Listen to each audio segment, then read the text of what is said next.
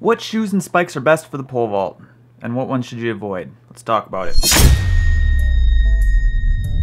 Welcome to the pole vault vlog where we talk everything pole vault. Guys, let's do some commercials. Commercial time. Everybody loves commercial time. Yeah! Alright, let's split this up because it's getting redundant and you guys kind of know what I'm going to say, so let's try and be a little creative today. Guys, poles suck to carry around, right? Yeah. They hurt your shoulders, they make you look dumb, and you know you could damage your poles if you drop them. Yeah. You are in luck because Bruce Caldwell created rock back pole vault bags to fix all of these problems we just talked about. They'll save your shoulders and protect your poles and make you look awesome. But Shawn, where do I buy one? Well, go to VS Athletics, of course. Yeah. While you're there, you might as well buy 50 poles, some shoes, chalk, crossbars, and 3 pole vault pits. Because you know, Christmas is coming up because people start talking about Christmas right after Halloween.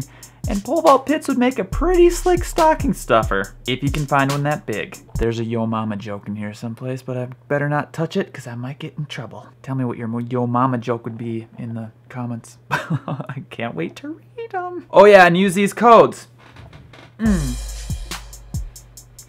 I've been getting this question all summer, and last week I got it again from Gandora 6553.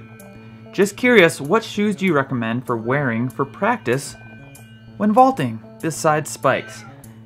That is a great question, and I will answer it in a long-winded way, like I tend to do. But you'll get a lot of information, so let's do it!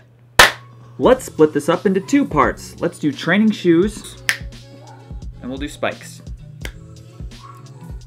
The most important thing to remember is that your training shoes are the most important training device that a pole vaulter can use. I mean, you use it every day. You use it when you're training, you use it when you're running, you use it when you're pole vaulting, you use it when you're cross training. So let's start by asking when you might need a new pair of shoes, and then we'll talk about what kinds of shoes you might need after that. These are old shoes. Number 1, look at the bottom. See if the tread's worn out. This seems to always fall off in every pair of my training shoes that I have. This toe piece.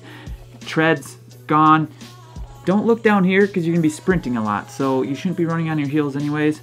Tread, completely gone again. In comparison, here's a new pair. Tread is there. These are my gardening shoes now. Now I just put dirt everywhere. The next test you can do is the twist test. If you can twist your shoes easily, they are time to be replaced. Unlike these are pretty new, not as easy to twist. They're not as worn out. And last but not least, if your feet hurt or your shins hurt or your lower back hurts or things start to hurt, your shoes are probably the first thing to go. If you think about it, your shoes are the first thing to touch the ground before forces are going into your body. So if you don't have a protective mechanism or your shoes are worn out or putting your foot in a wonky way, things are gonna hurt. Good shoes are important. On a side note, it's really important to have a specific pair of shoes for training only. If you are walking around in your training shoes, they're gonna wear out way faster and you're just gonna have to buy more shoes. You might as well just have some walking around play shoes and then some specific training, cross-training shoes. Put this in perspective a little bit, I went through 3 to 4 pairs of shoes a year and I was training 6 days a week for 3 to 4 hours a day. If you're using 1 pair of shoes and you're training a whole year, don't. Now is the part where we talk about how to pick a pair of shoes. Okay, this usually falls into 3 different categories. You either have pronated feet, supinated feet, or neutral feet. And here's kind of how they all work. This is where my masters comes into play. Pronated feet means while you're walking, you put more stress on the inside of your foot. Inside. You can see those people. If you watch people walk, you'll see that they walk on the inside of their feet. Supinated is on the other side, the outside of your feet. Then you have a neutral foot, which is usually right down the middle or a little bit on the right side or the outside of the heel to the inside of the toe, which looks more natural. That's kind of what you're shooting for. If you don't know what you are, look at your walking shoes.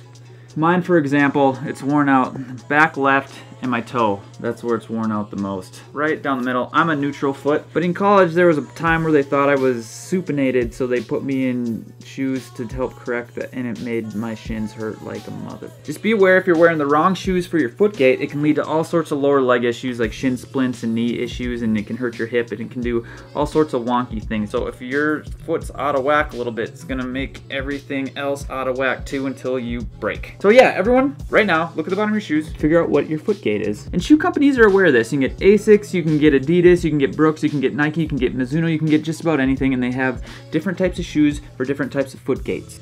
Unless you're a duck. Shawn, what brand is the best? You're gonna hate my answer, but the best brand is the one that feels the best on your foot. So you're gonna have to try on some different brands and see what feels the best.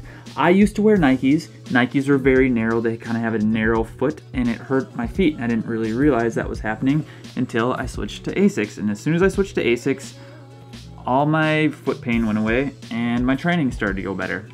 Shin splints also went away because I wasn't wearing the wrong shoes. Now that I'm sitting here thinking about this, I should probably see what's on VS Athletics' website and try and sell their shoes. So logically, that's how I would pick shoes. But if you're more of an emotional person and you like to pick things based on brand and color and things like that, don't do that. If you want to look cool vaulting higher than everybody else and winning the meet. Versus being that person with pretty shoes who can't even walk because their shins hurt so bad. I guess the choice is yours. Boom, boom, boom. Let's talk about spikes. Guys, the same rules apply here. There's really just two types of spikes you can use that I recommend. I mean, you can use anything you want. You could run in flippers if you wanted to. This is what I recommend. Two different types of spikes. You can either run in pole vault spikes or jump spikes. Avoid distance spikes, avoid sprint spikes, and avoid flippers. Unless you're a duck, which you probably wouldn't need flippers because I didn't think this joke out. The easiest way to think about this is there's a penult step in the long jump, triple jump, and pole vault. Heel toe, bam, and you jump off the ground. That's a lot of force hitting the ground. There's a harder spike plate. They're really hard to bend, which is good. It'll help propel you forward while you're jumping. It also has more padding in the heel and the sole for if you do jump or things are going out of whack. And last but not least, it puts you in a jumping position. It allows you to roll up onto your toe a little bit better instead of just staying on your toe the whole time. Heel toe, jump off the ground. Now, I've used pole vault spikes, I've used long jump spikes, I've used triple jump spikes. They're all pretty close to the same exact thing. I do like triple jump spikes because there's a little bit more padding in the heel, so if sometimes you hit the brakes a little too hard or you have a weird step or you fall, I usually alternate between pole vault spikes and triple jump spikes. These are pole vault spikes right here from Adidas. Again, I went through a lot of different brands and found Adidas to be the best for me. They fit the best, they stayed on my foot better so I wasn't wiggling around, and it's a little wider than Nike. So the final words here. Spikes can be really hard on your feet. Don't wear them all the time. What I recommend to my athletes and what I used to do was I was in flats as much as I could, even when pole vaulting. 6 to 9, I always had spikes on, but anything less than 6, I was always in flats. It just protected my feet a little bit more. 80% in healthy is better than 100% in hurt. Ashton Eaton told me that once, so I liked it. Let's just go back over there. Guys, I really hope this helps. You're kind of short on cash. VS Athletics has sales going on all the time. You can also use my codes. That'll make them even cheaper. No one sent me videos this week, which is okay. I reset the counter in case people do want to send me videos. So we're going to end the vlog there. I really like this suggestion. If you guys have any other suggestions, leave them in the comments below. I read everything and I add them to a list of cool vlogs I should make. And this one came up a few times. So I want to make content that you guys want to see. With that said, guys, there's more than one way to pole vault. Find what works best for you. Try my stuff. If it works, cool. If it doesn't, throw it away. Yeah, life's meant to be experienced and curiosity will get you there. I will see you guys next week. Bye-bye. You want a pole vault? Are you sure? Alright, listen up. Toes, knees, plant, drive your knee to the sky. I said toes, knees, plant, drive your knee to the sky. I said toes, knees, plant, drive your knee to the sky. There ain't no other way if you want to go high. Those are the basics. There are no magic tricks. Once you master these, you get on bigger sticks, bigger sticks.